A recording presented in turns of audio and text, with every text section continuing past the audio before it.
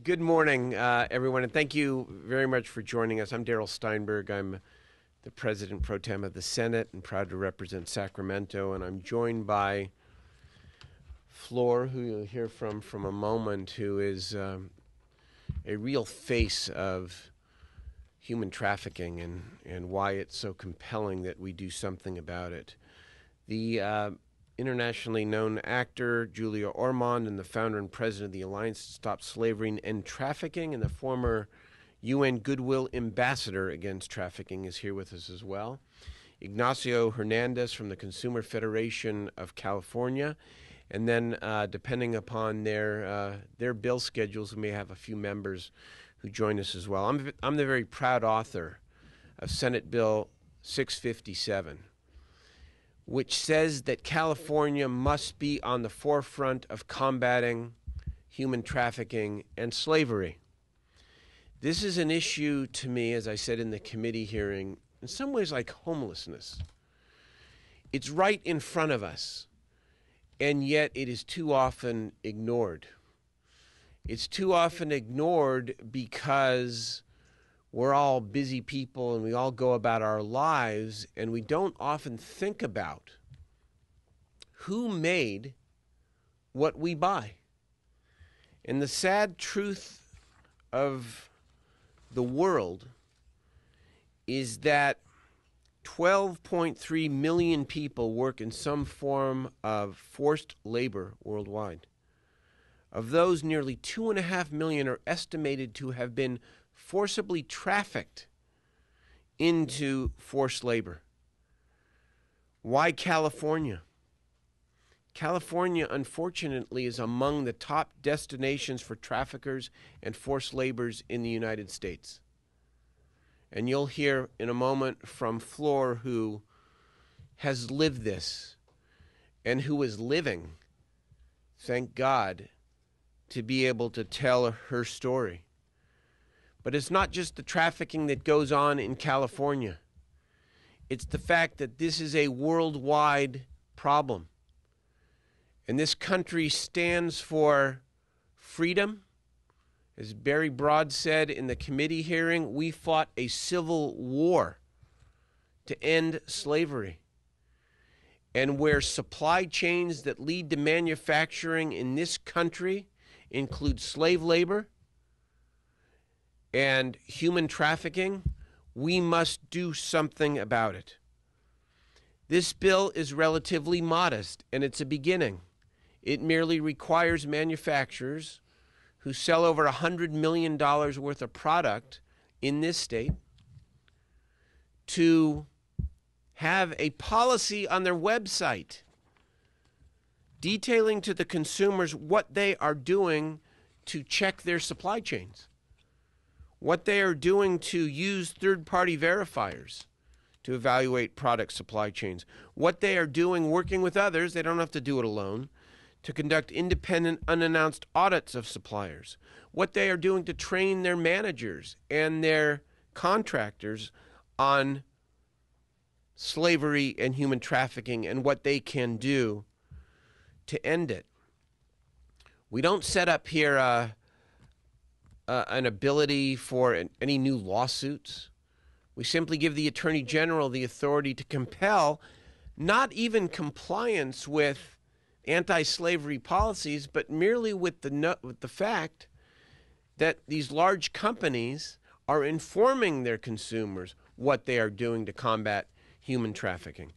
The bill is on call in the Judiciary Committee right now, but we're very confident it's going to get out of the Judiciary Committee and move through the legislative process, and we look forward to bringing it to the governor's desk, at which time we will urge him in the strongest terms possible to sign this legislation, because California must stand on the side of freedom. California must stand against slavery and human trafficking. Let me introduce Floor to briefly tell you her story. Thank you.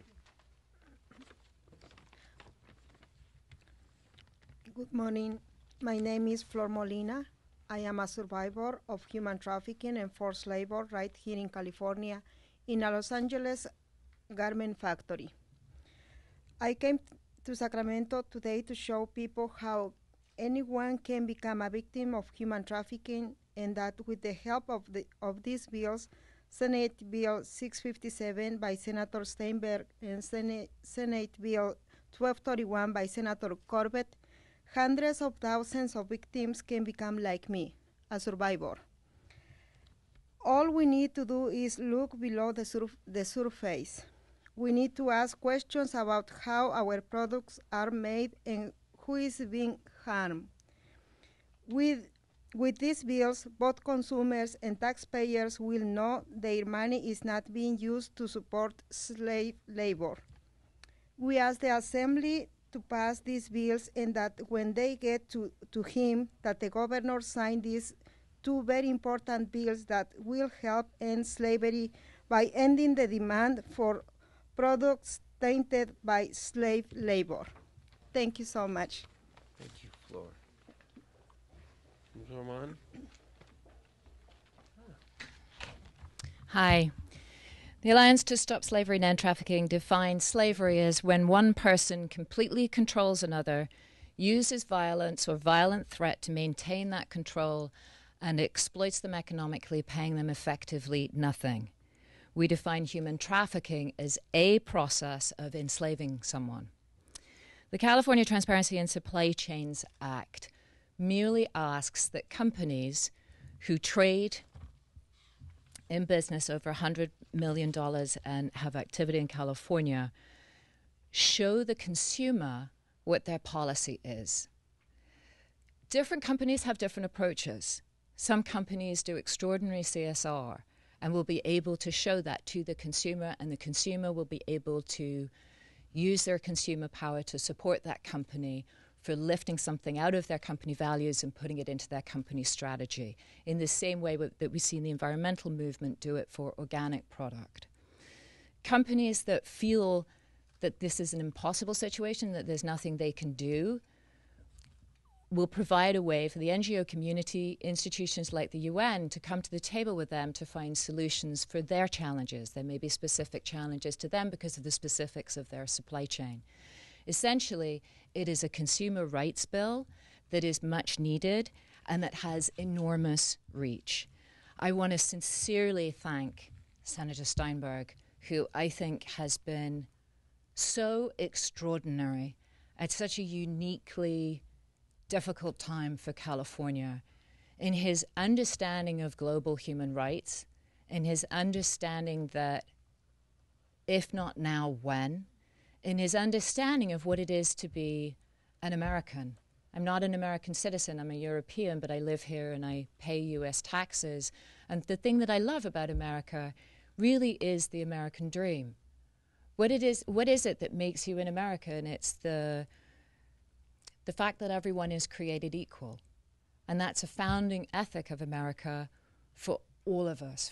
It's not just that we believe Americans are equal, it's that we believe that everyone around the world is equal. And if you want to spread democracy throughout the world, then you can do it directly, targetedly, in an impactful way by following the supply chain and doing targeted poverty, strategic alleviation around sustainable solutions right at the point and within the communities that are struggling with issues around trafficking and slavery. I really, really thank him. Our entire NGO community, I'm sure the UN, thanks him for his leadership. Thank you. Thank you. Good morning, I'm Ignacio Hernandez. Excuse me, I'm the legislative advocate for the Consumer Federation of California. We are a co-sponsor of this legislation. I've had a number of people ask me why the Consumer Federation, the consumer movement, would get behind this bill. History has shown us that the consumer movement and consumers always play a role in improving our business climate. We've made products more safe because we've taken a stand. We've made supply chains more safe. We control and we invest in these companies, and we need to have a say in how our money's being spent. We stood up when it came to apartheid. We stood up in a number of other situations where we've said we do not want our money going into certain countries or going to certain regimes. This bill will allow consumers the opportunity to say we do not want our money going into slave practices or human trafficking. Without providing this information, consumers have no idea whether or not their hard-earned dollars are being used in this way. The business community says it's a burden. It's difficult. If they can track me with their rewards card, if they could send me emails every week about their coupon specials and knowing that I bought a product, a year and a half ago, they can tell me what they're doing to make sure that they're ending slavery and human trafficking. I want to thank the Pro Tem. I want to thank all of the supporters of the bill, especially Ms. Molina, who gave just incredibly, brave testimony earlier today. Thank you. I want to introduce, thank you very much, Nancy. I want to introduce Senator Mark DeSaulnier, the chair of the Labor and Employment Committee in the Senate, who's been a strong supporter of not only my measure, but Senator Corbett's measure as well. Senator DeSaulnier? Thank you, Daryl. Well, one of the wonderful things about our jobs is that you see some amazingly inspiring acts as part of human nature, but one of the distressing parts is to see some of the really disturbing things in human nature. So this has been an educational process for me, and I appreciate all the speakers, and particularly Daryl for bringing this to the legislature. I do believe that this is one of those issues that we as a culture are in denial about, and I will say that for myself until I started to hear these stories like Ms. Molina's story, and we in America and California are particularly in denial about. So as in recovery in any kind of situation, individually or as a culture or as a country, I think the first step is recognizing the severity and the reality of the problem. And I think that's where we are on this road. I look forward to continue to work on this. Our bill is a simple bill, 1230, just requires the posting as required by law on employers posting for all labor law that they put in an 800 number, the national 800 number. We're working with CAST to perhaps include them in that posting as well. So I appreciate everyone being here, and I really look forward to an aggressive effort on our part in the legislature to try to remedy these awful acts. Thank you, Mark. We'd be very happy to stand for questions. Thank you to all the sponsors, CAST, and everybody else for your hard work on this as well. Happy to answer your questions. Yes, hi, Susan. I know that you had a hearing about this, but maybe you could somebody could give some examples of what kind of trafficking or slavery you're talking about. You're talking about domestically and internationally. Both. In the chain of supply. Flor could talk very specifically about domestically, but I can give you some examples of internationally. There are many slave-tainted supply chains. They're tainted by slavery. It's not as if you have a supply chain that is fully made by slaves, as in transatlantic slave trade. I met with one boy in Thailand who had escaped from slavery in the fishing industry. What sticks in my mind is not the abusive conditions that he described on the ship, but that he decided to jump ship into the sea and float on a barrel for 2 days and 1 night because that was his safer option. A UN survey, regional survey that Ambassador Lou DeBarca from the State Department told me about last year said that researchers had spoken with people who had been rescued from the fishing industry, and 40% of them had witnessed a murder. I really want to get across the levels of violence in this. There are other abuses. There's trafficking and slavery predominance in the shrimp industry. Fishing is particularly lethal, I think, because people can be put on a ship and taken out to sea. But you will find this in pig iron, which ends up going into steel. There's a huge environmental sector of the slash and burn of rainforests, which leads to the creation of charcoal, so then it comes into our steel. You're looking at it in coffee, you're looking at it in the carpets that you walk across, you're looking at it in cotton, and there's so many products. For me, as I embarked on this journey of discovering this, it's an endless unraveling epiphany of how tainted everything is, and it has really made me rethink how I live my life. I want to be a happy, guilt-free consumer. And that's why I take part in this, because I believe that there is something about people enjoying that Western life. The only way I can enjoy it is to participate in the eradication of what's going on within it. I don't want to buy a T-shirt knowing that some kids died on the other end of the world in order to let me have it. I think that's very well said. Other questions? Hi, Kula. The B word. What could that be? We continue. I continue to work into the night, as do many of my colleagues on the budget. Had productive meetings yesterday with the governor, with the speaker, and with the Republican leadership in the Senate. There will not be a summer recess. Whether or not members will be here in session every day, we're still talking about that. I think it's more likely that those more directly involved in the budget, including myself, will be here daily. The members will be expected to be at work, but in their districts and in the Capitol back and forth. But there won't be a summer recess until we have a budget.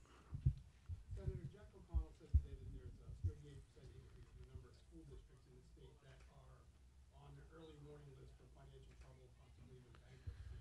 He pointed to the budget cuts and the labor act. Could you address that? Yes, the cuts have to end.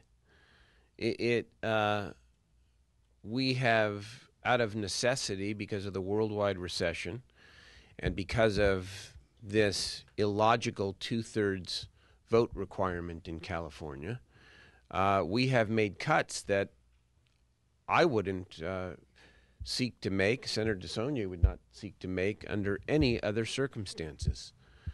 But that statistic shows us how close to the line we are when it comes to public investment in education in this state.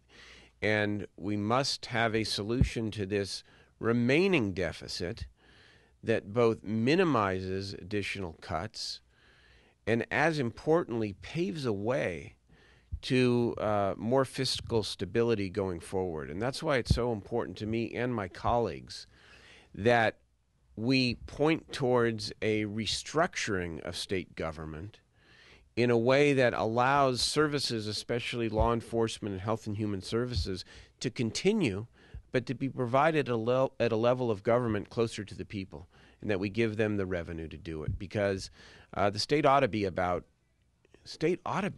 education, but this is a ship that is overloaded right now, and we need to change the structure of our government while we fight to maintain and ultimately increase investment in public education. Yes? The California Teachers Association just sent out a mailer in your district asking your constituents to pressure you to support Speaker Perez's budget proposal, which includes the controversial loan idea. Can you comment on that? Sure, happy to. Well, first of all, the Speaker and I are meeting to see if we can reconcile the Senate and Assembly plans. And so, we're proceeding in that way. At the California Teachers Association, I've been a champion of public education all my life. I will continue to be. And you know what? I choose not to worry about it. I'm very strong in my Senate district and have a long record of public service that I'm very proud of. And if they want to spend their money going after me, instead of maybe putting it into electing other Democrats, for example, that's their business. But I'm just going to do my job, and I'm going to continue to do it the way that I always have. All right. Thank you all very much. Really appreciate your coming.